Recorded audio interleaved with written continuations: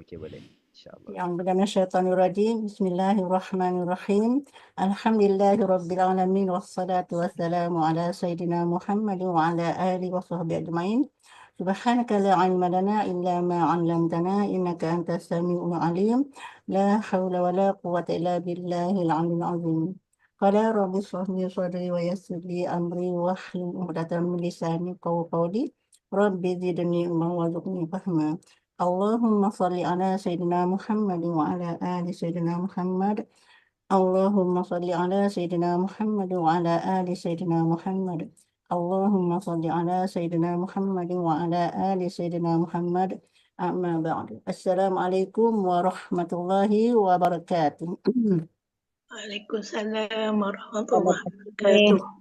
Alhamdulillah, Alhamdulillah, Alhamdulillah kita malam ni kita dipertemukan lagi dengan Al-Fadhil Ustaz yang kita tunggu-tunggulah. Jadi nak Umi sekali lagi memperkenalkan, terima kasih Ustaz kerana sudi lagi bersama dengan Umi dan sahabat-sahabat semua. InsyaAllah.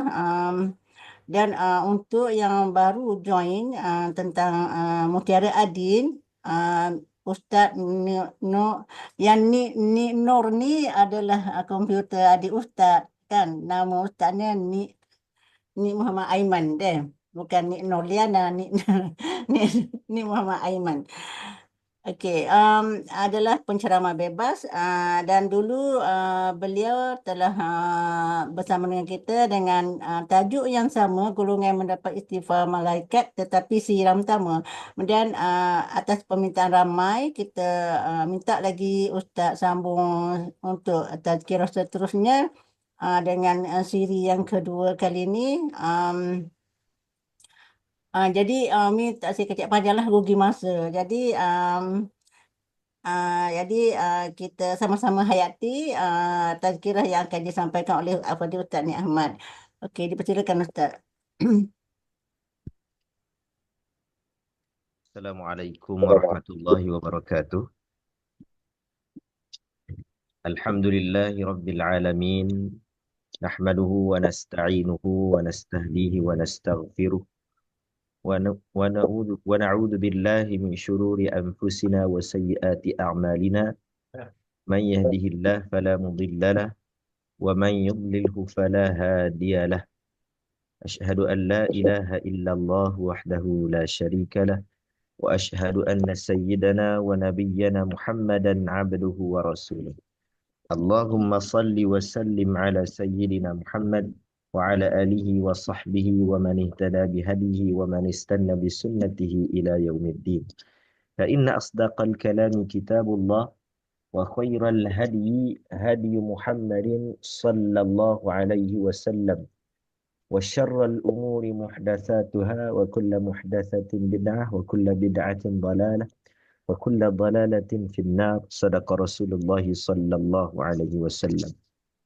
Alhamdulillah, bersyukur kepada Allah Subhanahu Wa Taala kerana kita pada malam ini kita dipertemukan lagi walaupun kita bertemu di alam maya, tapi mudah-mudahan Allah Subhanahu Wa Taala mengurniakan kepada kita keberkatan dan sedikit sebanyak ilmu yang bermanfaat yang sama-sama kita dapat kongsikan pada malam ini. Kita pada malam ini ni sebenarnya kalau saya kira lah kita kalau boleh kita jadikan sesi dua hala, two-way communication. Maksudnya saya cakap dan kalau ada tuan-tuan nak tambah ke, nak bagi pandangan ke, nak tanya ke, saya persilakan ya tuan-tuan untuk bila-bila saja tuan-tuan boleh untuk kita kata apa ni, untuk tuan-tuan bertanya ataupun bagi pandangan ke dan sebagainya, insya-Allah. Jadi tuan-tuan boleh tengok ke slide saya ni, boleh nampak jelas?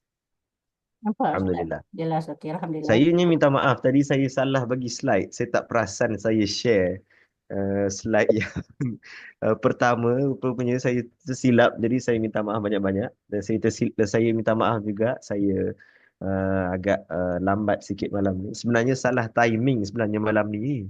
Saya tadi kuliah maghrib malam ni tajuk saya baca malam ni kitab Fiqh Manhaji, kitab fikah.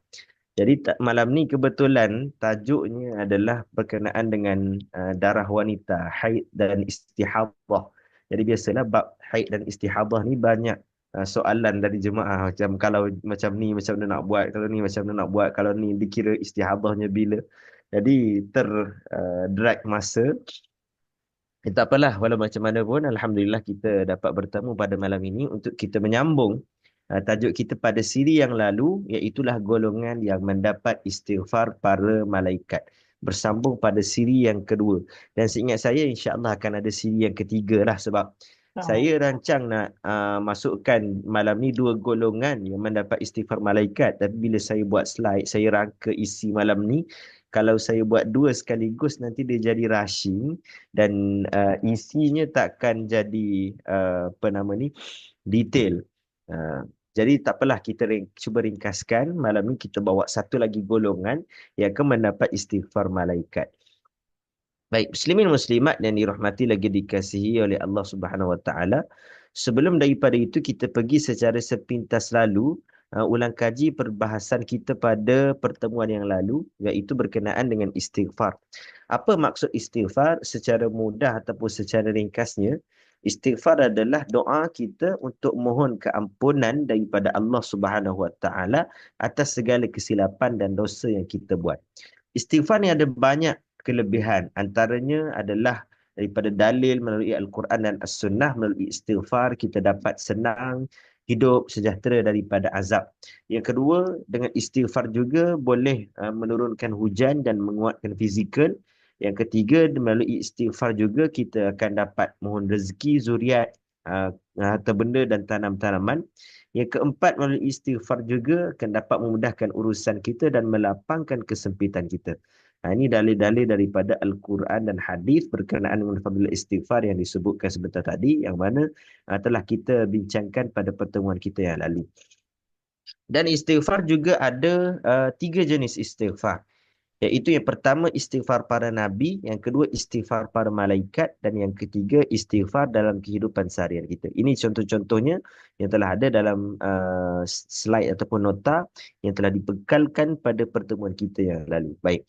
Jadi kalau istighfar para nabi ataupun istighfar dalam kehidupan seharian kita, seperti mana yang kita telah bincang, kita belajar sebab kita nak baca. Kita belajar sebab kita nak tahu apa istighfar yang dibaca oleh para nabi ataupun bagaimana istighfar yang Nabi ajar dalam kehidupan seharian kita. Contoh istighfar nak masuk masjid, istighfar bila habis majlis, istighfar bila mana kita habis solat, sebelum kita bagi salam, macam mana kita nak baca. Jadi istighfar yang para nabi, istighfar dalam kehidupan seharian kita, kita belajar sebab kita nak beramal. Tapi istighfar para malaikat ni sifat dia maksum. Malaikat ni sifat dia tak ada dosa. Dia macam mana? Sahabat-sahabat sekalian, malaikat tak ada dosa. Jadi walaupun malaikat tak ada dosa, malaikat tetap beristighfar. Cuma istimewanya malaikat ni, oleh kerana dia tak ada dosa macam kita, dia istighfar buat apa? Jadi jawapannya, malaikat ini mereka beristighfar bukan untuk mereka, tapi mereka tolong beristighfar untuk orang yang beriman. Inilah istimewanya istighfar para malaikat, iaitu mereka beristighfar untuk orang yang beriman. Baik. Istighfar para malaikat yang pada pertemuan yang lalu kita bincang satu ayat Al-Quran, iaitulah malaikat beristighfar untuk orang yang beriman, orang yang mengikut jalan Allah, orang yang bertaubat. Dan lagi malaikat berdoa apa? Malaikat minta, Rabbana wa adkhilhum jannati adnin allati wa'adtahum wa man salaha min abaihim wa azwajihim wa dhurriyyatihim. Dan malaikat minta supaya 3 golongan ini, orang yang beriman, orang yang mengikut jalan Allah, orang yang bertaubat, malaikat minta kepada Allah supaya Allah masukkan mereka ke dalam syurga adnin. Dan malaikat minta supaya Allah lindungi mereka daripada dosa dan kesan daripada perbuatan dosa. Selain daripada golongan ini, ada lagi golongan lain yang malaikat beristighfar untuk mereka. Iaitulah contohnya, mereka yang kekal berada di tempat solatnya selepas daripada mereka selesai menunaikan solat. Dan yang kedua, buat mereka yang menziarahi orang sakit. Jadi itulah saya awalnya bila saya plan buat nota malam ni, saya ingat nak gabungkan dua-dua sekali dalam satu siri. Tapi bila saya buat macam tak sempat, tambah-tambah pula bab ziarah pesakit ni lah. Bila kita baca istighfar malaikat buat orang yang menziarahi pesakit, besar fadilatnya. Dan oleh kerana besar fadilat ziarah pesakit ni, kita nak bincanglah jenis-jenis orang sakit ni macam mana adab kita bila kita menziarahi orang sakit, dan doa apa yang perlu kita baca bila kita ziarah orang sakit. Jadi itu tajuk-tajuk yang agak panjang kalau kita nak gabungkan dengan tajuk kita malam ini. Jadi itulah saya rasa kita kena ada siri yang ketiga lah kalau ada rezeki. Kalau tak ada rezeki nak buat macam mana. Jadi malam ini kita nak Memang ada baca. rezeki Ustaz. Memang ada rezeki. Dan kalau boleh sampai InsyaAllah lah kalau ada rezeki. sampai bila Baik. insyaAllah. Jadi saya nak berjanji pun saya tak berani sebab janji kan nanti kan tak ada rezeki pula nak buat macam mana. Kita boleh plan, tapi sebenarnya apa yang kita akan buat pada esok hari tu termasuk dalam ilmu yang hanya Allah Subhanahu Wa Taala saja tahu. Dia ada 5 perkara yang hanya Tuhan saja tahu yang kita tak tahu. Yang Allah sebut dalam surah Luqman, Innallaha 'indahu 'ilmus sa'ati wa yunazzilul ghaith wa ya'lamu ma fil arham. وَمَا تَدْرِي نَفْسٌ مَاذَا تَكْسِبُ غَدًا وَمَا تَدْرِي نَفْسٌ بِأَيِّ أَرْضٍ تَمُوتُ. Iaitulah ada 5 perkara yang Tuhan saja tahu. Catat. Ni 5 benda ni tak ada orang tahu, Tuhan je tahu. Yang pertama, bila hari kiamat. Yang kedua, apa yang ada dalam kandungan. Hanya Tuhan saja tahu. Yang ketiga, yang pertama, bila hari kiamat. Yang kedua, berkenaan dengan hujan. Ini hanya Tuhan saja tahu. Kita hanya boleh buat rakaman. Kita hanya boleh buat ramalan saja. Tetapi bila berapa jumlah taburan hujan hanya Tuhan yang tahu. Yang ketiga, apa yang ada dalam kandungan seorang ibu. Yang keempat, apa yang kita akan buat pada esok hari. Yang ketiga, di mana dan bila tempat kita akan mati. 5 perkara ini hanya Allah Subhanahu Wa Taala saja yang tahu. Baik. Jadi malam ini kita nak baca istighfar malaikat buat mereka yang kekal berada di tempat solat mereka walaupun selepas daripada mereka selesai menunaikan solat. Baik.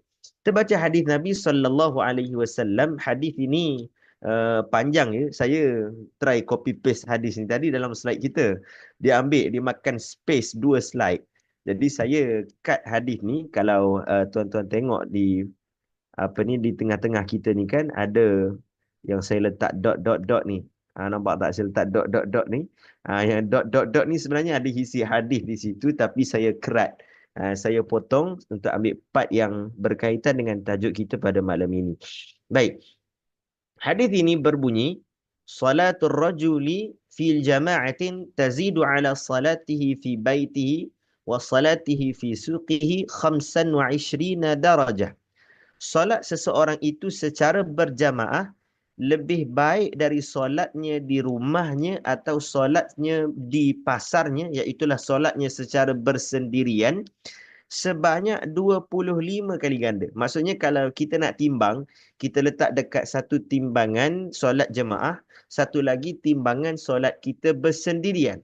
Tak kiralah solat kita di rumah ke ataupun solat kita di tempat kerja kita ke, maka solat kita bersendirian itu jauh lebih baik daripada solat kita bersendirian sebanyak 25 kali ganda.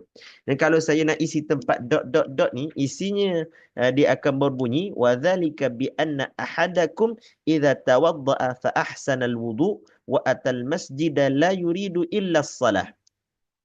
Dan sebelum daripada dia keluar ke masjid, dia berwuduk di rumahnya dan dia menyempurnakan wuduk. Dalam isi hadis ini yang tempat dot tu isinya, bila dia berwuduk, bila dia nak pergi masjid, dia berwuduk di rumahnya dan dia mengambil wuduk yang sempurna. Apa maksud mengambil wuduk yang sempurna? Wuduk kita ini tuan-tuan, dia terdiri daripada 2 elemen, iaitulah elemen rukun dan elemen sunat. Elemen perkara-perkara yang rukun dan perkara-perkara yang sunat. Perkara yang rukun ini kalau kita tak buat maka tak sah wuduk kita. Ada berapa perkara rukun dalam wuduk? Ada 6. Niat, basuh muka, basuh tangan hingga ke siku, kanan sekali, kiri sekali, basuh kepala sekali, basuh kaki hingga ke buku lali, kanan sekali, kiri sekali, dan kemudian yang keenam tertib.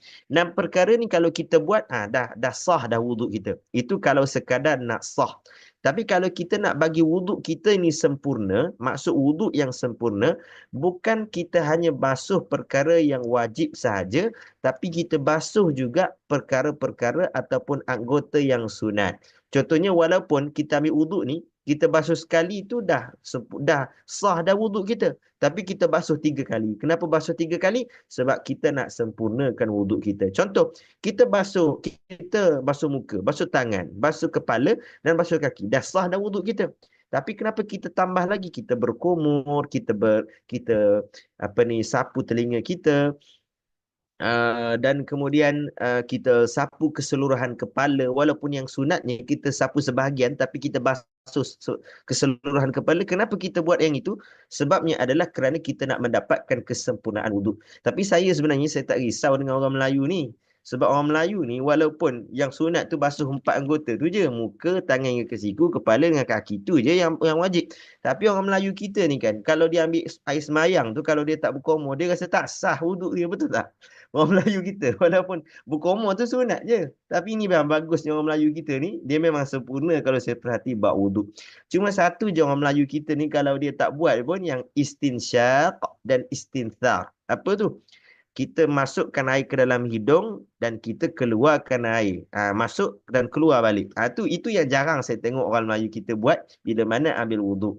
Jadi bagi tuan-tuan yang pernah buat, alhamdulillah. Teruskan.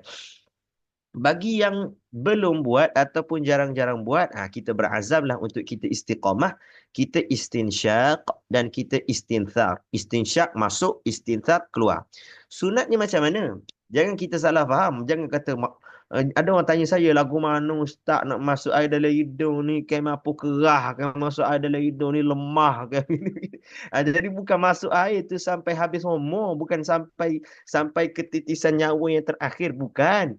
Masuk air tu sekadar kita berkumur. Waktu kita berkumur, lebihan air yang ada di telapak tangan kita, sekadar itu sahaja kita masukkan air ke dalam hidung. Dan sunatnya, kita masukkan air ke dalam hidung dengan tangan kanan dan kita hembus dengan tangan kiri. Orang Kelantan ni kalau hembuskan air tu, hembuskan balik tu, keluarkan. Orang Kelantan ni mudah ya, dia sebut seh. Dia sebut apa? Dia sebut seh. Jadi saya ingat zaman saya kecil-kecil dulu ada seorang ustaz. Dah arwah dah ustaz ni, Allah maghfir lahu warhamhu wa'afihi wa'fu anhu. Dia imam dekat sebuah masjid di Kelantan, di daerah Bacok. Jadi satu hari dia ajar bab wuduk ni lah. Dia cakap wajib-wajib sunat kita ambil air semaya ni, kita masuk ke kanan, kita seh guna kiri. Kita masuk guna kanan, kita seh guna kiri. Seh tu apa? Seh tu apa? Seh tu maknanya hembus balik. Jadi minggu depan ni, ada seorang pakcik tanya ustaz tu. Dia kata, ustaz, saya try buat macam ustaz buat, tak boleh. Pakcik buat lagu mana? Ustaz tu tanya. Dia kata, saya buat, ustaz, saya masuk air ikut lubang kanan, saya terawak tubik ikut lubang kiri. Tak boleh, paksa dah, dia kata. Ustaz tu kata, bukan macam tu, pakcik. Bukan masuk air lubang hidung kanan, masuk air keluar lubang hidung kiri. Kalau yang tu saya tak boleh buat. Jadi masuk dengan guna tangan kanan. Kita waktu nak hembus tu, kita nak picit hidung kita nak hembus tu. Kan waktu kita nak hembus ni kan, tuan-tuan, macam kita bersin lah. Kita pegang waktu nak hembus tu, kita pegang dengan tangan kiri. Baik, kemudian kata Nabi, siapa yang buat benda ni, dekat rumah dia ambil air wuduk dengan sempurna, kemudian dia pun pergi ke masjid. Bila dia pergi ke masjid, kata Nabi, lam yakhtu khutwatan illa rufi'a lahu biha darajah. Dia jalan tu setiap langkah diangkat satu darjat. Wa hutta anhu biha khati'ah, dibuang baginya satu kesalahan. Hatta yadkhulal masjidah. Sehinggalah dia pergi ke masjid. Kemudian sambung. Sambungan dia ni ada dalam slide kita. Fa idza dakhala al masjida kana fi salatin ma kanatis salatu hiya tahbisu. Dan apabila dia masuk ke dalam masjid, maka dia dikira mendapat pahala seumpama dia sedang bersolat. Jadi orang yang nak pergi masjid ni, bila dia masuk masjid tu, walaupun dia masuk masjid tu, dia belum lagi solat, belum lagi bilal qamat, belum lagi imam mengangkat takbir, tapi orang yang datang masjid dengan niat nak solat, dia telah mendapat pahala seumpama mengerjakan solat. Jadi umpamanya macam mana? Umpamanya kita masuk masjid, kita nak solat. Bila tak qamat lagi, kita dah malaikat tu seolah-olah malaikat dah catat pahala tengah solat, sedang solat, sedang solat, sedang solat. Jadi tuan-tuan bayangkan kalau kita duduk dalam masjid, kita tunggu nak solat pun malaikat dah catat pahala seumpama tengah solat. Jadi kalau kita solat, maka apatah lagi ya Allah, pahalanya boleh bayangkan tuan-tuan, orang yang melazimi masjid. Ni komen daripada ni sahabat kita Syimah Uthman, orang utara pun sebut seh. Oh, Masya Allah, baru saya tahu orang utara pun sebut seh juga. Rupanya bukan orang Kelantan. Ke orang utara ni jiran dengan Kelantan ni sebenarnya. Baik. Jadi muslimin muslimat, sidang penonton yang dirahmati Allah. Kemudian malaikat wal malaikatu yusalluna ala ahadikum ma dama fi majlisihi alladhi shalla fihi yaquluna Allahumma ighfir lahu Allahumma arhamhu Allahumma tub alaihi ma lam yu'dhi fihi aw yuhdith fihi. Dan malaikat akan mendoakan kepadanya selagi mana dia kekal berada di tempat salatnya itu dengan malaikat berkata Allahumma ighfir lahu. Ya Allah, ampunkanlah dia. Allahumma arhamhu. Ya Allah, rahmatilah dia. Allahumma tub alaihi. Ya Allah, terimalah taubatnya dengan dua syarat. Ma lam yu'dhi fihi, selagi mana dia tak ganggu orang lain. Au yuhdith fihi, selagi mana dia tidak berhadas. Hadis ni hadis yang sahih, riwayat Imam Abu Dawud. Baik, sebelum kita pergi lebih lanjut, kita tengok apa yang terkandung di dalam di dalam hadis ini. Baik. Kita tengok seterusnya, solat berjamaah. Dalam hadis yang kita baca tadi, solat berjamaah 25 darajah. Iaitulah sebanyak berapa kali ganda? 25 kali ganda. Betul tak tuan-tuan? Sebanyak 25 kali ganda. Tapi kan, biasa kita dengar kalau orang lain sebut, solat berjamaah ini berapa kali ganda? Biasa kita dengar. Berapa kali ganda? 27. 27 kan? Tapi dalam hadis ini, Nabi sebut 25, betul tak? Dalam hadis yang kita baca tadi, Nabi sebut 25. Jadi macam mana kita ni tuan-tuan? 25 ke 27 yang sebenarnya? Fadilat solat berjemaah ni. Cuba tuan-tuan tulis di ruang komen. 25 ke 27? Tak kisah, 25 ke 27? tak kisah berapa pun asal dapat je. Tak kisah 25, tak kisahlah 25 ke 27 ke, tak kisah asal datang. Asal dapat. Baik tuan. Asal confirm dapat. Ni jawapan ni saya suka. Maksudnya tak kisahlah berapa, 25 ke 27 ke, yang penting kalau datang confirm dapat. Tapi kalau tak datang, jangan kata 27, 25 pun tak dapat. Baik. Jadi tuan-tuan, sebenarnya kalau kita cari dalam syarah-syarah hadis. Hadis ini disyarah oleh ramai ulama. Antaranya contohnya Ibn Hajar Al-Asqalani, dia syarah dalam kitab Fathul Bari. Imam Nawawi disyarah dalam kitab dia Syarhun Nawawi, kitab syarah Sahih Muslim. Dan begitu juga dalam kitab Umdatul Qari. Ulama ni, saya nak bagi tahu dekat tuan-tuan, kita tak pernah terfikir kenapa 25, kenapa 27. Kenapa ada hadis sebut 25, kenapa ada hadis sebut 27. Kita tak pernah terfikir. Tapi alim ulama ni nak beritahu dekat tuan-tuan betapa tajamnya fikiran mereka, betapa detailnya alim ulama ni fikir, dia kaji, dia cari, sampaikan perbezaan antara 25 dengan 27 pun, dia cari jalan untuk bagaimana nak menyatukan antara kedua hadis ni. Dalam erti kata yang lain, bila Nabi sebut 25, Nabi sebut dalam hadis lain 27, mereka kaji, kenapa ada perbezaan. Dan inilah tuan-tuan, bila kita jumpa hadis yang berbeza, maka kita tak boleh pegang. Kita kalau mengikut adab kita, bila kita jumpa hadis yang berbeza, kalau kita tengok komen-komen alim ulama, bila mana mereka mensyarahkan hadis yang berbeza ini, mereka mengambil pendekatan untuk menggabungkan hadis yang berbeza. Saya bagi contoh.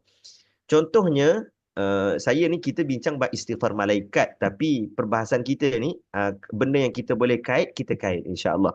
Jadi contoh hadis yang berbeza ni, hadis berkenaan dengan cerita solat subuh terakhir Nabi sebelum daripada Nabi wafat. Iaitulah pada hari Isnin pada bulan Rabiul Awal tahun kewafatan Rasulullah sallallahu alaihi wasallam.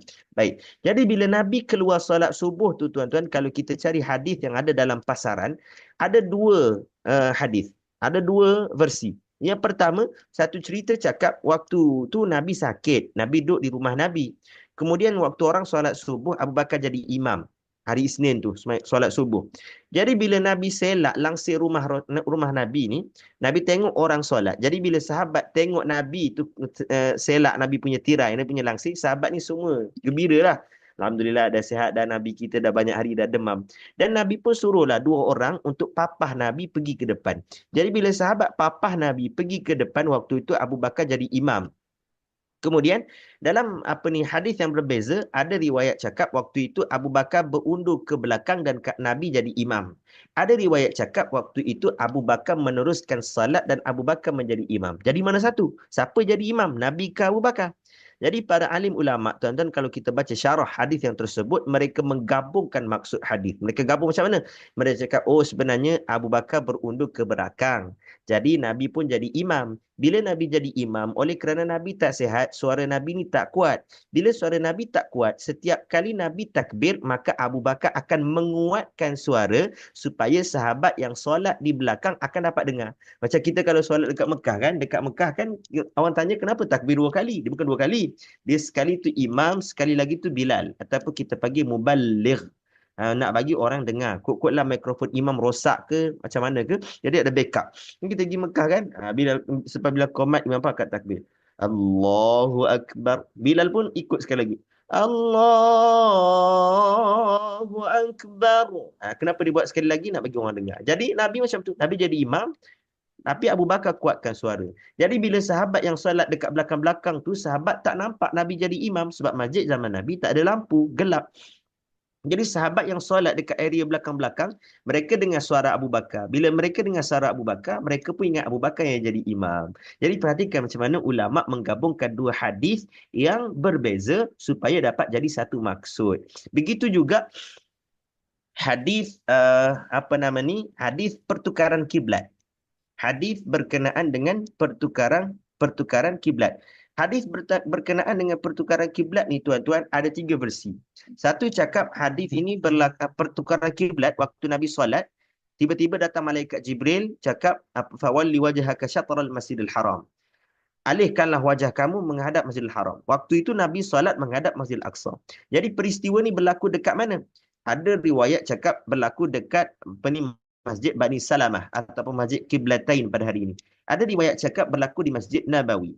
Ada riwayat cakap berlaku di Masjid Quba. Ada riwayat cakap berlaku dekat masjid, berlaku pada waktu zuhur. Ada riwayat cakap berlaku pada waktu asar. Ada riwayat cakap berlaku pada waktu subuh. Jadi ada tiga riwayat. Bila ada tiga riwayat yang berbeza, ulama ambil pendekatan macam mana? Gabungkan supaya maksudnya menjadi satu. Iaitu macam mana? Mula-mula waktu malaikat Jibril cakap ini, waktu itu Nabi tengah solat zuhur di Masjid Qiblatain. Masjid Bani Salamah, Masjid Qiblatain. Jadi waktu itu bila Nabi solat menghadap Masjid Al-Aqsa, bila turunnya wahyu supaya mengalihkan wajah Nabi menghadap Kaabah, maka Nabi pun berpusing 180 darjah menghadap Masjidil Haram. Sudah Nabi solat zuhur ni, Nabi pun suruhlah sahabat, pergilah bagi tahu orang lain kiblat dah bertukar. Jadi bila sahabat nak pergi bagi tahu dekat orang yang solat di Masjid Nabawi tu, waktu sahabat sampai orang dah solat asar dekat Masjid Nabawi. Jadi waktu orang dah solat asar tu, sahabat tadi cakap, "Weh, tukar kiblat dah, kiblat dah tukar." Waktu tu orang solat asar dekat Masjid Nabawi, tukarlah kiblat daripada menghadap Masjid Al-Aqsa tukar ke menghadap Kaabah. Jadi waktu sahabat nak bagi tahu dekat masjid-masjid lain, waktu sampai dengan Masjid Quba itu, waktu tu orang tengah solat subuh. Jadi sahabat yang tugasnya untuk menyampaikan berita ni cakap, "Weh, kiblat dah tukar." Jadi waktu itu tuan-tuan sahabat yang solat subuh dekat Masjid Quba tu, mereka pun tukarlah kiblat daripada menghadap Masjid Al-Aqsa kepada menghadap Kaabah. Jadi perhatikan macam mana tiga hadis yang berbeza disatukan, maksudnya menjadi satu. Jadi hadis yang 25 dengan 27 ini, Ibnu Hajar, Imam Nawawi dan lain-lain, mereka gabungkan jadi satu. Jadi mereka buat macam mana? Jadi ini dipanggil ihtimal. Ihtimal, andaian para alim ulama. Andaiannya macam mana? Pandangan yang pertama, dia tengok jemaah tu sedikit ke ramai. Kalau jemaah sikit, dapat 25. Kalau jemaah ramai, dapat 27. Yang kedua, ada juga ulama cakap, dia tengok kita datang ni, datang seumur kok jaga-jaga. Seumur tu rajin, datang selalu. Orang Kelantan kata mari seumur. Kalau mari seumur, boleh 27. Kalau jarang-jarang, Jumaat je sampai. Sampai je Jumaat. Maka dia dapat 25. Yang ketiga dia tengok awal ke lambat. Kalau awal 27, kalau lambat 25.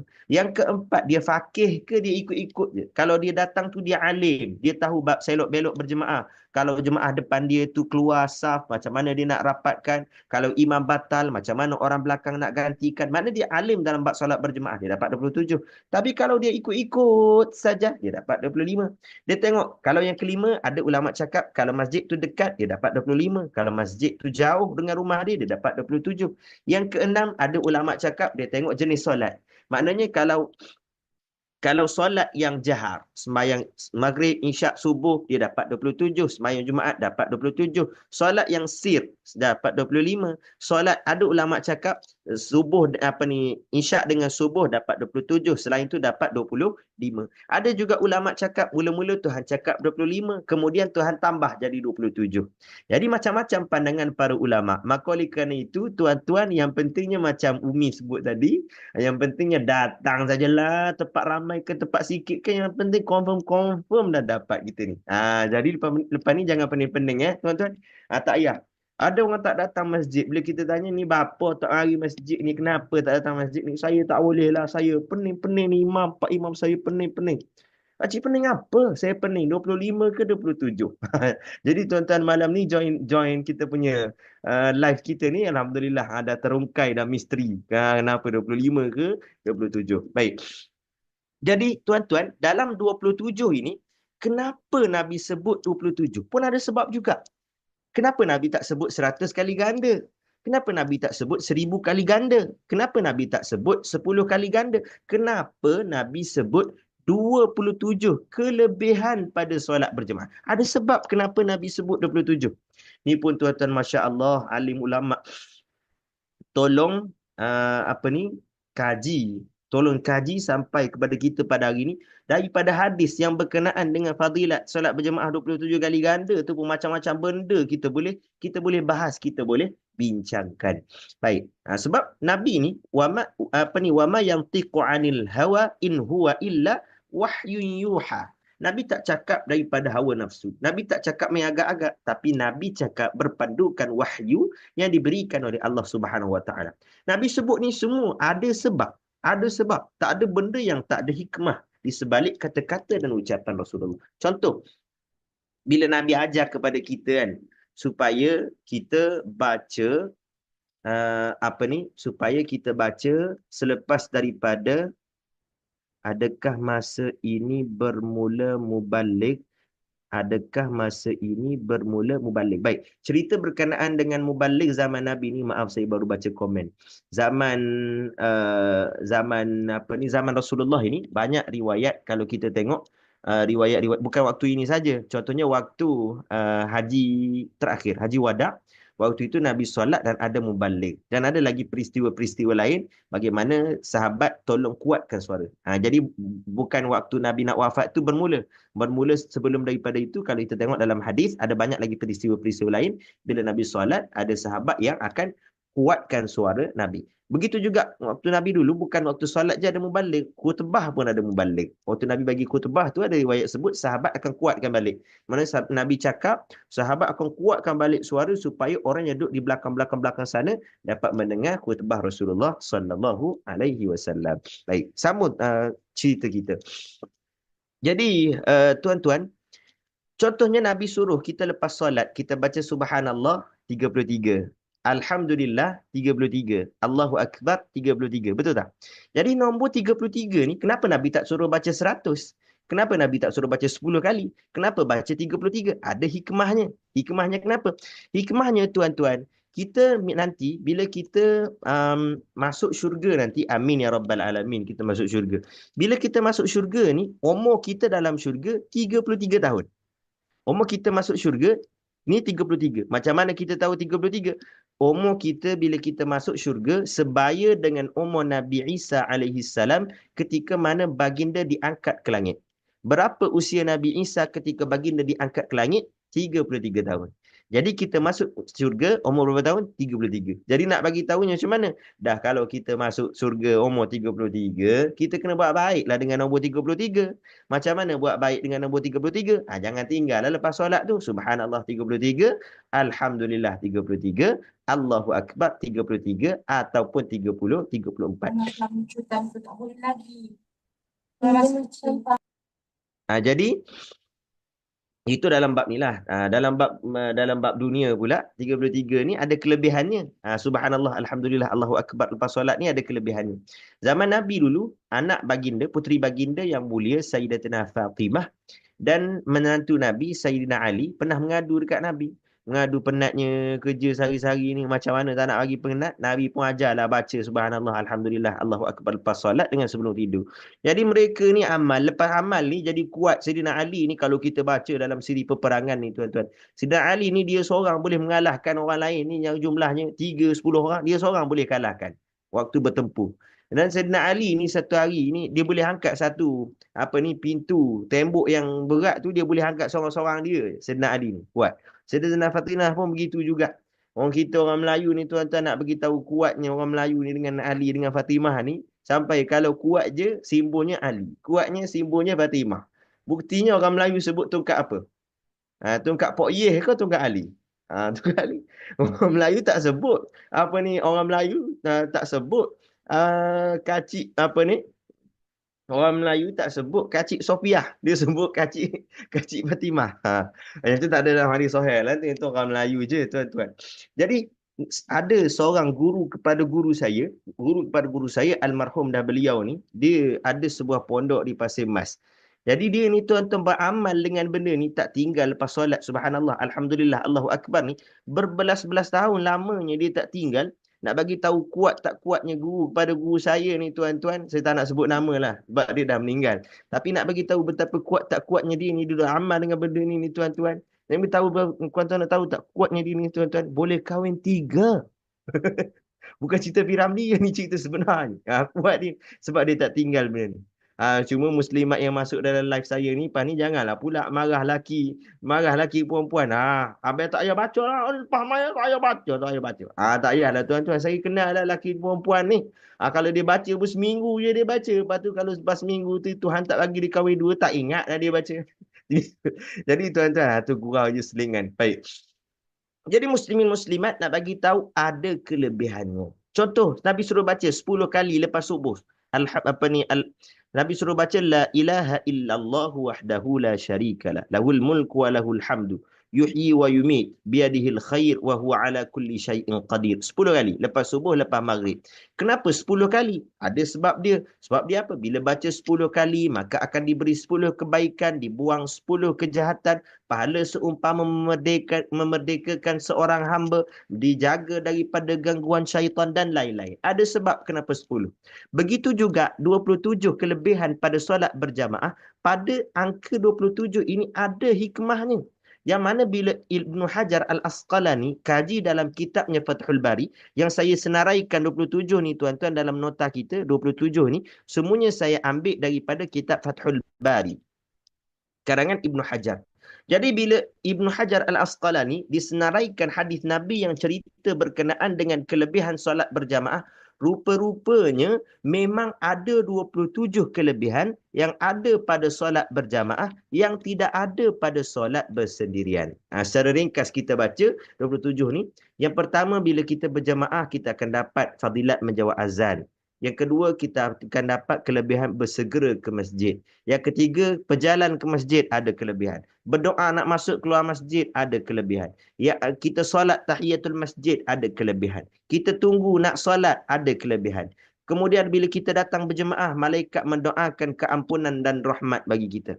Inilah tuan-tuan tajuk kita pada malam ini, iaitulah malaikat akan mendoakan rahmat dan keampunan. Malaikat mendoakan keampunan dan rahmat untuk mereka yang datang berjemaah di masjid. Yang ke-8, malaikat akan jadi saksi bagi orang yang berjemaah di masjid pada hari kiamat. Yang ke-9, bila kita berjemaah, kita akan dapat fadilat menjawab iqamah. Yang ke-10, kita akan selamat daripada gangguan syaitan. Yang ke-11, kita akan dapat pahala mengikut imam pada setiap rukun. Kita bila kita ikut imam, kan bila imam rokok, Allahu Akbar, kita pun rokok juga ikut imam. Bila kita rokok ikut imam tu, perbuatan kita rokok ikut imam tu, di situ pun ada fadilat. Kenapa ada fadilat? Sebab zaman sahabat Nabi SAW, jadi amalan para sahabat ni tuan-tuan, waktu sahabat nak ikut Nabi, sahabat akan pastikan mereka ini, apa nama ni, sahabat akan pastikan Nabi SAW akan sempurna dulu rukun Nabi, barulah mereka ini akan mengikut Nabi SAW. Contohnya, tuan-tuan, kata Al-Bara' bin Azib radhiyallahu anhu, kata dia, kunna nusalli khalfa Rasulillah sallallahu alaihi wasallam. Fa idza qala sami'a Allahu liman hamidah lam yahni ahadun minna dhahrahu hatta yad'a an-nabiy sallallahu alaihi wasallam jabhatahu al-ard. Kata Al-Bara' bin Azib, ketika kita solat belakang Nabi, waktu Nabi ni nak sujud, kata dia, sahabat ni takkan turun sujud selagi mana dahi Nabi tak sampai tempat sujud. Makna kata, kenapa sahabat buat macam ni? Sahabat takkan buat kalau benda ni sia-sia. Sahabat buat mesti benda ni ada kelebihan. Jadi bila Nabi nak sujud, dahi Nabi sampai tempat sujud, baru sahabat turun. Jadi nak bagi tahu kepada kita apa? Ada fadilat mengikut imam kalau kita buat dengan cara yang betul. Cara yang betul macam mana? Bila imam nak rokok, kita pastikan imam itu sempurna dulu.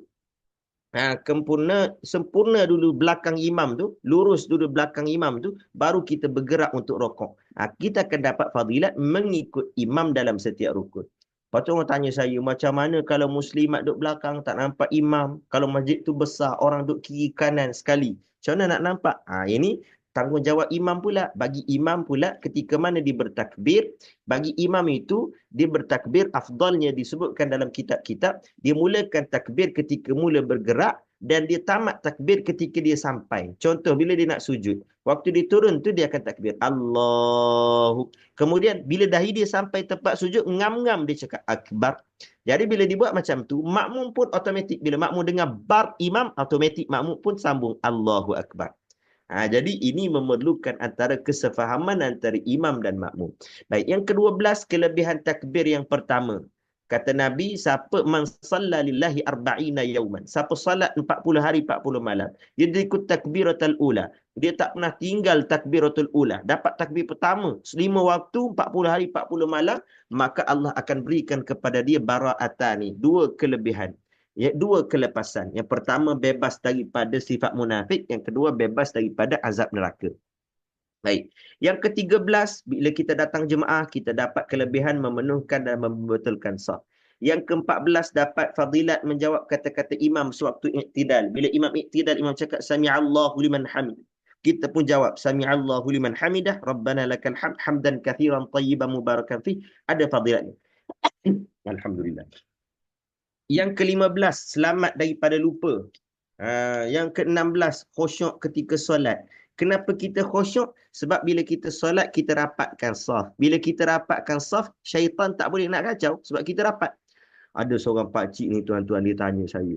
Bijak pakcik ni, dia boleh fikir soalan. Dia tanya, dia kata, Ustaz, kita ni jemaah tak apalah Ustaz. Sebab kita ni bila kita rapat saf, syaitan tak boleh masuk celah-celah saf. Yang jadi masalah, imam tu seorang-seorang. Macam mana Ustaz? Tak ada orang kiri kanan dia. Saya cakap, bagus soalan pakcik ni. Tapi soalan dia loya buruk lah. Bila soalan dia loya buruk, saya pun jawab loya buruk jugalah. Saya cakap, pakcik tak payah bimbang pakcik. Setan ni tak mari ikut depan, dia mari ikut belakang. Ini bukan jawapan yang betul ni tuan-tuan. Ni jawapan loya buruk. Tapi jawapannya macam mana? Jawapannya, bila kita datang berjemaah, kita makmumkan, kita rapatkan saf. Bila kita rapatkan saf, syaitan tak boleh kacau. Katakanlah syaitan kacau imam. Imam pun terlupa rakaat. Bila imam terlupa rakaat, kita buat apa? Kita cakap subhanallah. Bila kita cakap subhanallah, imam tadi 2 ke 3, 2 ke 3. Dia pun duduk tahiyat, dia pun bangun rakaat ketiga. Bila dia imam tadi contohlah dia 3 ke 4, 3 ke 4. Bila dia 3 ke 4, 3 ke 4, dia pun nak bangunlah rakaat seterusnya. Dia ingatkan baru 3. Bila dia bangun rakaat seterusnya, makmum pun tegur subhanallah. Jadi imam tadi was-was 3 ke 4, 3 ke 4. Bila makmum tegur subhanallah, imam was-was lagi ke tak? Tak was-was lah sebab makmum dah tegur. Jadi nak bagi tahu apa? Bila kita datang jemaah, selamat daripada terlupa dan khusyuk, baik imam, baik makmum, sebab kita saling menolong. Begitu juga makmum. Kalau makmum terlupa, 3 ke 4, 3 ke 4, tiba-tiba imam pun naik rakaat yang keempat. Makmum tadi was-was lagi ke tak? Tak was-was dah lah. Sebab imam dah naik rakaat yang keempat. Maknanya solat dah 4 rakaat. Baik. Yang ke-17, kita akan dapat mengelokkan solat ketika mana kita berjemaah. Yang ke-18, malaikat akan mengerumuni dan memayungi orang yang solat berjemaah. Yang ke-19, bila kita berjemaah, kita dapat belajar Quran, belajar solat. Yang ke-20, kita akan dapat menzahirkan syiar-syiar Islam. Yang ke-21, kita akan menyulitkan syaitan melakukan godaan. Yang ke-22, selamat daripada sifat munafik. Yang ke-23, kita dapat kelebihan menjawab salam imam. Yang ke-24, mendapat manfaat dan keberkatan satu sama lain ketika berdoa dan berzikir. Yang ke-25, merapatkan hubungan sesama Muslim. Yang ke-26, kita dapat pahala mendengar bacaan imam. Dan yang ke-27, kita dapat pahala mengucapkan amin bersama-sama dengan imam. Jadi inilah tuan-tuan 20 kelebihan yang ada pada solat berjamaah yang tidak ada pada solat secara bersendirian. Yang menjawab kenapa Nabi kata 27 kali ganda. Cuma saya nak bagi penekanan dekat sini. Dalam hadis Nabi sebut 27 kali ganda, bukan 27 fadilat. Dalam hadis Nabi sebut 27 kali ganda. Bermakna, bila kita solat berjamaah, setiap perbuatan kita itu pahalanya digandakan 27 kali. Tapi kenapa saya sebut 27 kelebihan? Sebab bila Ibnu Hajar Al-Asqalani kira fadilat solat berjamaah, rupa-rupanya memang ada 27 sungguh. Jadi boleh faham? Jadi hadis ini Nabi sebut bukan 27 kelebihan. Nabi sebut 27 kali ganda. Cuma Ibnu Hajar ni dia terfikir kenapa nombor 27. Jadi dia cuba bilang. Bila dia cuba bilang rupa-rupanya memang cukup sungguh ada 27 kelebihan yang ada pada solat berjamaah yang tidak ada pada solat secara bersendirian. Baik. Sambung tajuk kita tuan-tuan. Tajuk kita tadi, malaikat akan beristighfar untuk mereka yang kekal berada di tempat mereka. Malaikat akan beristighfar untuk orang yang kekal berada di tempat mereka walaupun selepas daripada mereka selesai menunaikan salat. Cuma ada syarat dia lah. Ada 2 syarat dalam hadis tadi. Iaitu yang pertama, selagi mana dia tak kacau orang. Kalau dia kacau orang, tak adalah. Tak ada maaf bagimu. Ni tuan-tuan, kita kalau kita pergi masjid, kita tengok orang tengah baca Quran. Kita jangan pergi ganggu dia, jangan cuit dia kalau tak ada hajat. Kerana risau, takut kita termasuk dalam golongan orang yang malam yu'li fihi. Orang yang, tuan-tuan, orang yang kacau orang lain. Orang yang mengganggu orang lain di dalam masjid. Begitu juga kalau kita nampak orang tu tengah berdoa. Janganlah kita kacau dia. Dalam kuliah pun macam tu juga. Dia tuan-tuan dia masalah. Kadang-kadang kita pergi kuliah ni. Dia ada pengkuliah. Dia ada pengulas tak berbayar dekat belakang tu. Kita pergi kuliah dekat depan. Dia belakang tu dia jadi pengulas tak berbayar. Dia cakap orang sebelah. Orang sebelah nak dengar. Tu jadi masalah ni bila kita kacau orang solat. Kalau kita duduk dalam masjid lepas solat, walaupun kita tidur sekalipun, kita iktikaf, kita tak baca apa-apa. Dalam hadis ni Nabi tak letak pun syarat. Nak dapat istighfar malaikat, kita kena baca-baca. Kita kena istighfar. Tak. Syarat dia lepas solat, kita kekal berada dalam tempat kita solat tu. Kekal duduk dalam masjid. Tak balik rumah kita. Maka orang ini akan dapat istighfar para malaikat. Jadi tuan-tuan, syarat dia tak perlu kita mengaji pun. Syarat dia kita duduk je. Walaupun kalau kita tertidur sekalipun, kita tetap dapat istighfar para malaikat. Jadi kalau dalam kuliah ni kan sebenarnya, orang yang tidur tu jauh lebih baik lagi daripada orang yang kacau orang lain. Jangan kita cuik-cuik orang sebelah, jangan kita duduk kacau orang lain. Kita dengar, orang lain pun nak dengar juga penceramah sedang menyampaikan kuliah. Dan tuan-tuan, kalau bulan puasa lah ni bagi muslimin lah khususnya ni. Muslimin. Dia kalau bulan puasa tuan-tuan, biasanya masjid ni pakai imam import. Kan? Pakai budak-budak tahfiz jadi imam terawih. Betul tak? Panggil imam-imam tahfiz kan baca. Imam-imam tahfiz ni tuan-tuan, waktu sebelum solat isyak itu waktu kecemasan. Waktu kecederaan. Itu waktu mereka nak mengulang hafazan. Sebab lepas ni mereka nak jadi imam solat terawih, nak baca panjang, ayat panjang-panjang ni nak kena mengulang. Jadi kadang-kadang setengah tempat ni tuan-tuan kesian saya tengok imam jemputan tu. Dia baru je naik masjid nak mengulang. Pakcik tu datang tanya, Dek datang mana dek? Rumah duk mana? Berapa adik-beradik ada ni? Tak salah. Bukan maksud saya ni salah, kita nak berbual, kita nak bermesra, tak salah. Tapi kita bimbang, takut kita termasuk dalam golongan yang mengganggu orang lain. Dia nak ada imam, dia jadi imam, dia nak mengulang, dia nak baca Quran. Kita kalau nak berbual dengan dia, tunggu dia sudah. Nanti berbual lah sampai 3-4 pagi sekalipun, tuan-tuan, tak ada orang marah. Baik. Itu syarat yang pertama. Syarat yang kedua, au yuhdith bihi, ataupun dia berhadas. Maksudnya apa? Maksudnya bila kita sudah solat dalam masjid, Assalamualaikum warahmatullahi, Assalamualaikum warahmatullahi. Selagi mana kita ada wuduk, selagi itulah malaikat berdoa untuk kita. Jadi tiba-tiba kita pun duduk ni, tiba-tiba tuan-tuan kita melepaskan gas. Melepaskan gas secara terbuka, tidak berbayar. Duduk tiba-tiba bau tuan-tuan. Kalau masjid besar tak apa, masjid kecil ni satu surau tu bau. Siapa ni tuan-tuan? Siapa ni? Siapa? Kentut cepat mengaku. Apa kentut cepat mengaku?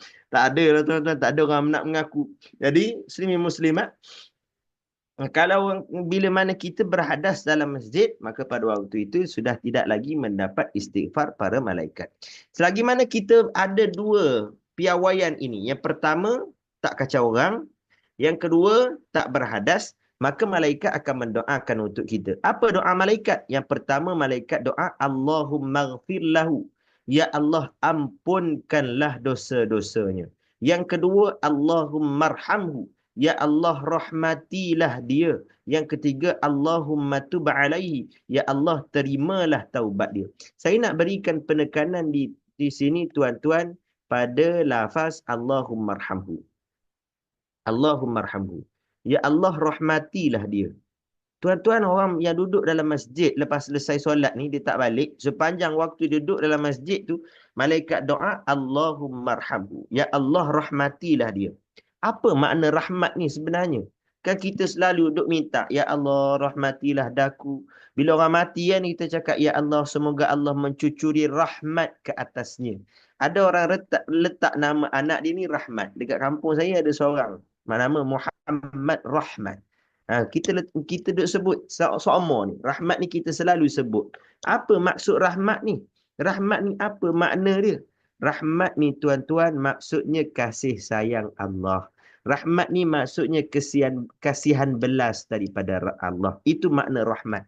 Jadi bila mana malaikat mendoakan untuk orang yang duduk dalam masjid, Allahumma arhamhu, ya Allah rahmatilah dia. Maknanya, ya Allah engkau kasihanilah dia.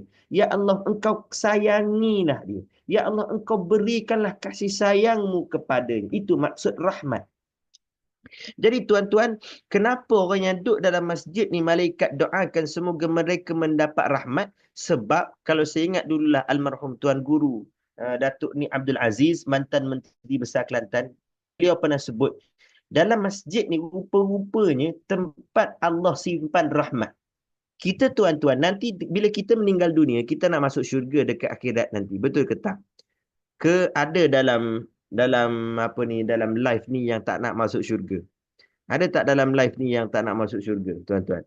Kalau ada yang tak nak masuk syurga, tuan-tuan cuba angkat tangan. Saya nak baling buku ni, baling jarak jauh. Balik Mahilus. Tak nak masuk surga. Tak ada orang tak nak masuk surga. Semua nak masuk surga belaka. Kita ni tuan-tuan. Jadi bila kita nak masuk surga, kita masuk syurga ni kerana amalan kita ke kerana rahmat Allah? Kita masuk syurga kerana rahmat Allah. Bukan kerana amalan kita. Cuma amalan kita ni menjadi asbab turunnya rahmat Allah.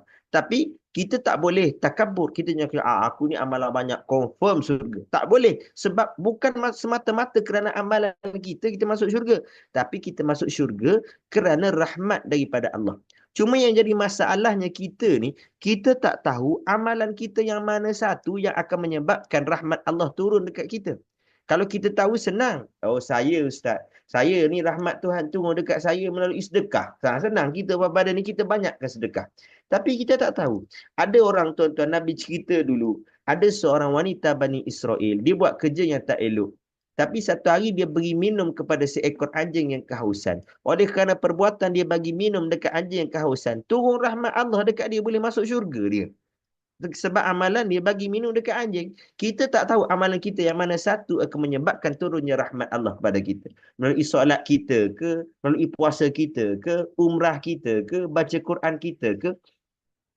Maka oleh kerana itu, kita kena cari amalan apa yang akan menyebabkan mudahnya turun rahmat. Antaranya amalan adalah amalan kita datang berjemaah di masjid. Sebab apa? Sebab di masjid ini tuan-tuan, tempat Allah Subhanahu Wa Taala simpan rahmatnya. Buktinya ketika kita masuk ke dalam masjid, Nabi ajar kita baca doa. Doa macam mana tuan-tuan? Saya nak fokus yang last ini. Waftahli abwaaba rahmatik, dan bukakanlah kepada daku pintu-pintu rahmat kamu. Dalam doa ni abwab. Abwab ini maknanya pintu-pintu. Kalau satu pintu dipanggil babun. Babun itu satu pintu. Banyak pintu abwab. Maknanya kita minta waftahli abwaaba rahmatik, dan bukakanlah kepada daku pintu-pintu rahmat kamu. Mana kata kita nak cakap apa? Dalam masjid ni bukan satu pintu rahmat je ada. Ada macam-macam pintu rahmat dalam masjid. Jadi bila kita nak masuk ke dalam masjid, kita doa, ya Allah bukakanlah kepada daku pintu-pintu rahmatmu. Maknanya pintu rahmat melalui sedekah saya nak. Rahmat melalui puasa pun saya nak. Rahmat melalui solat pun saya nak. Rahmat melalui umrah pun saya nak. Rahmat melalui bagi makan anak yatim pun saya nak. Rahmat melalui buat baik kepada manusia pun saya nak. Rahmat melalui buat baik kepada ibu bapa saya nak. Rahmat melalui cari rezeki yang halal untuk keluarga saya nak. Rahmat melalui membelanjakan rezeki di jalan Allah pun saya nak. Makna kata apa sahaja rahmat yang ada atas dunia ini, semuanya aku nak ya Allah. Jadi kenapa tempatnya kita doa di pintu masjid? Sebabnya kata Tok Guru ni Aziz, sebabnya adalah kerana dalam masjid itu adalah tempat Allah simpan rahmatnya. Maka kerana itu kita nak masuk masjid, kita minta rahmat. Dan tuan-tuan, kita sayanglah kalau kita masuk masjid ni kita tak minta rahmat. Sebab lagikan malaikat pun minta kita duduk dalam masjid ni supaya dapat rahmat. Kita yang nak masuk masjid, rugilah tuan-tuan kalau kita tak minta rahmat. Cuba kalau tuan-tuan nak doa yang panjang masuk masjid, ni 3 combo amalan. 3 combo amalan ni, tiga-tiga ni ada dalam hadis Nabi, iaitulah Nabi cakap bila nak masuk masjid, yang pertama selawat. Kenapa nak masuk masjid ni yang pertama kena selawat? Kata almarhum Tok Guru ni Aziz, kita nak masuk masjid ni kita selawat sebab kenapa kita solat? Sebab Nabi yang ajar kita solat. Kenapa adanya masjid? Adanya masjid sebab Nabi yang datang ajarkan kepada kita solat. Nabi yang ajarkan kepada kita agama ini. Kalau kita tak solat, takkan ada masjid. Jadi adanya masjid kerana kita nak solat. Adanya solat kerana adanya Nabi. Jadi adanya masjid. Adanya masjid sebenarnya jasa Nabi SAW. Kalaulah tak sampai seruan Nabi tu ke tempat kita, tak ada masjid kampung kita ni tuan-tuan. Jadi nak bagi tahu berterima kasihnya kita ni kepada Nabi ni kerana ajarkan kepada kita solat, ajarkan kepada kita agama ni. Sebelum daripada kita masuk masjid, tanda terima kasih kita tu, mula-mula sekali kita selawat dulu. Jadi mula-mula masuk masjid kita bismillah. Kemudian Allahumma salli ala sayyidina Muhammad. Kemudian selepas selawat, kita istighfar. Ini pun ada dalam hadis Nabi, istighfar sebelum daripada masuk ke dalam masjid. Kenapa kita masuk masjid ni kita kena istighfar? Ya Allah, Allahumma ghafirli dhunubi. Ya Allah, ampunkanlah dosa-dosaku. Kenapa nak masuk masjid kena istighfar dulu? Sebab kita nak masuk masjid. Tuan-tuan, kita buka selipar. Kemudian kita sebelum solat, kita basuh kaki, kita ambil wuduk kan? Betul tak ni? Jadi sebelum solat, kita bersihkan anggota zahir kita. Jadi nak masuk masjid ni tuan-tuan, kalau anggota zahir pun kita bersihkan, maka apatah lagi anggota yang batin, iaitulah hati kita. Dan hati kalaulah zahir kita ini kotornya dengan kotoran, anggota kita yang zahir ini kotor dengan sebab dosa. Jadi kalau kita nak masuk masjid, kita bersihkan luaran kita dengan kita basuh. Kita nak masuk masjid, kita bersihkan hati kita dengan kita istighfar, kita minta ampun dosa. Dengan bagaimana cara? Dengan kita berdoa, Allahumma ghafirli dhunubi. Kemudian tuan-tuan, selepas daripada kita istighfar, barulah kita berdoa, waftahli abwaaba rahmatik. Ada orang berdoa, Allahumma ftahli abwaaba rahmatik. Boleh juga. Ada orang biasa doa, Allahumma inni, as'aluka. Bukan, maaf. Yang itu doa keluar masjid. Jadi tuan-tuan nak baca waftahli abwaaba rahmatik pun boleh. Tuan-tuan nak baca Allahumma ftahli abwaaba rahmatik pun boleh. Dua-dua pun boleh tuan-tuan, tidak ada masalah. Baik, yang terakhir sebelum daripada kita tutup majlis kita pada malam ini. Kalau doa masuk masjid itu caranya. Doa keluar masjid pula adalah kita baca apa ni, Allahumma salli ala Muhammad, selawat dulu, kemudian istighfar, Allahumma ghfir li dhunubi waftah li abwaaba fadlik, dan bukakanlah kepada daku pintu-pintu kurniaanmu. Kalau kita masuk masjid, kita minta buka pintu rahmat, sebab masjid tu tempat Tuhan buka rahmat. Bila kita keluar masjid kita nak cari apa? Kita nak cari rezeki lah, nak cari kurniaan Tuhan. Maka oleh kerana keluar masjid nak cari rezeki, Nabi ajar, ya Allah, bukakanlah kepada kami pintu-pintu kurniaanmu. Maksudnya pintu-pintu kurniaan macam mana? Kurniaan melalui anak yang soleh pun saya nak, melalui kerja pun saya nak, melalui gaji pun saya nak, kurniaan melalui sehat pun saya nak, kurniaan melalui nasib baik pun saya. Semua kurniaan Tuhan yang ada di luar masjid itu semua saya nak. Jadi inilah apa nama ni, tuan-tuan, doa keluar masjid. Jadi itu sahaja untuk malam ni. Secara kesimpulannya tuan-tuan, pada malam ini kita baca istighfar malaikat untuk orang yang kekal berada di dalam masjid selepas daripada mereka selesai menunaikan solat. Selepas mereka selesai daripada menunaikan solat. Jadi secara kesimpulan yang saya nak sebut, malaikat akan doa untuk orang yang kekal selepas solat dalam masjid tu, dia kekal duduk situ. Tak kira lah dia duduk saja ke, dia baca doa ke, dia baca Quran ke, dia selawat ke, dia berwirid ke, dia berzikir ke, dia dengar kuliah ke, asalkan dia duduk dalam masjid selepas daripada solat, dia dapat doa ni. Kemudian syaratnya ada dua. Yang pertama, dia tak kacau orang. Yang kedua, dia tak berhadas. Malaikat istighfar macam mana? Malaikat minta 3 benda. Yang pertama, minta ampun dosa. Yang kedua, minta rahmat. Yang ketiga, minta terima taubat bagi golongan ini. Dan tuan-tuan, bila kita datang ke masjid, kita datang nak solat berjemaah, kita kejar sekali fadilat solat berjemaah yang itulah dapat 27 kali ganda kelebihan berbanding dengan kita solat secara bersendirian di rumah kita. Jadi saya rasa setakat itulah pada malam ini. Kita dah lebih 10 minit, mohon maaf. Jadi apa yang baik itu datangnya daripada Allah Subhanahu Wa Taala. Saya nak ucapkan terima kasih kepada semua.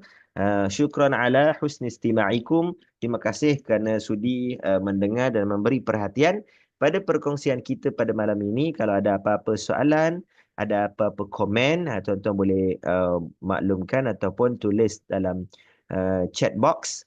Dan kalau ada apa yang saya sebut ni tuan-tuan ada salah dan silap, saya mohon maaf dan mohon teguran daripada tuan-tuan semua. Mudah-mudahan apa yang baik kita dapat sama-sama amalkan. Ada yang kurang, saya mohon ampun dan maaf. Sekadar itulah dulu tuan-tuan. Terima kasih. InsyaAllah kita bertemu lagi kalau ada rezeki. Dan saya nak ucapkan terima kasih juga bagi tuan-tuan yang menyumbang pada pertemuan yang lalu untuk pembinaan masjid saya. Alhamdulillah dah pasang bumbung dah selesai. Dah ikat bata pun dah selesai. Sekarang dalam proses untuk plaster dinding. Sekali lagi terima kasih semua kerana berkat daripada sumbangan tuan-tuan dapat kami meneruskan pembinaan. Cuma saya tak ada gambar-gambar yang terkini je. Tapi saya ucapkan terima kasih lah. Banyak juga sumbangan yang kita dapat hasil daripada tuan-tuan semua. Mudah-mudahan Allah redha dengan kita semua. Aqulu ma sami'tum wa astaghfirullah li wa lakum wa billahil hidayati wat taufiq.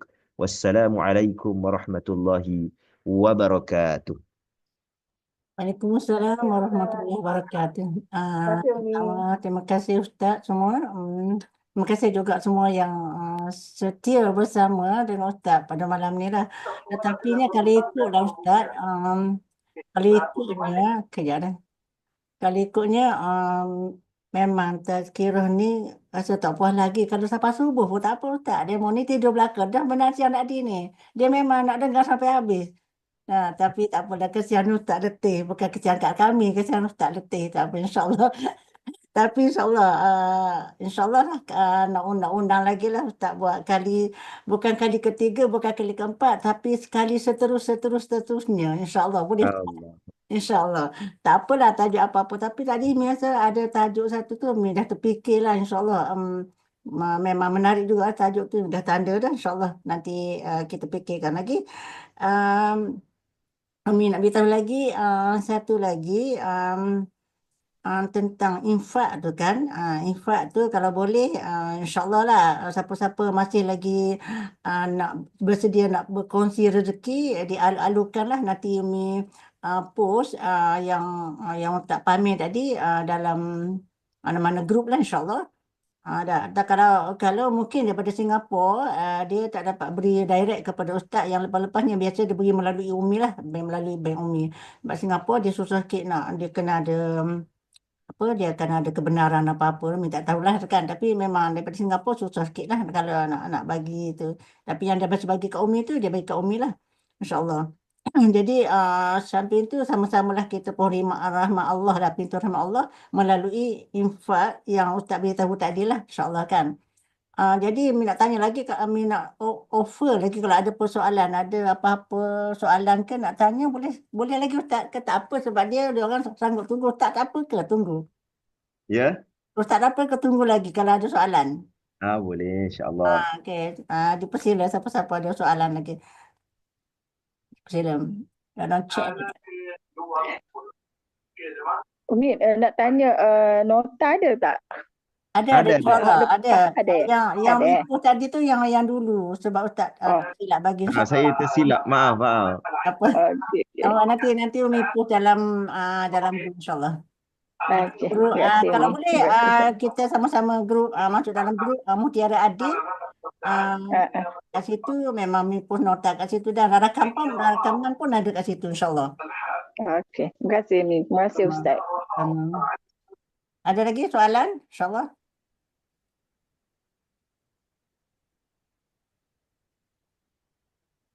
Tengok ada lah.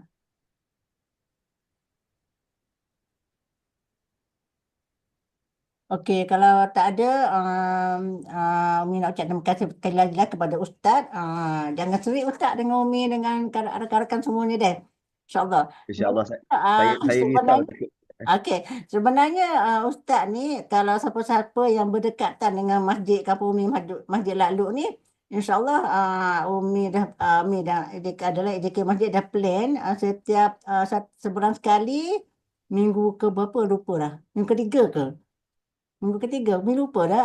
Tapi minggu nanti ketiga, minggu ketiga, hari Khamis malam Jumaat. Akan mula dengan kitab Berakhirnya Dunia Ini. Nampak tak tajuk dia? Nampak tak?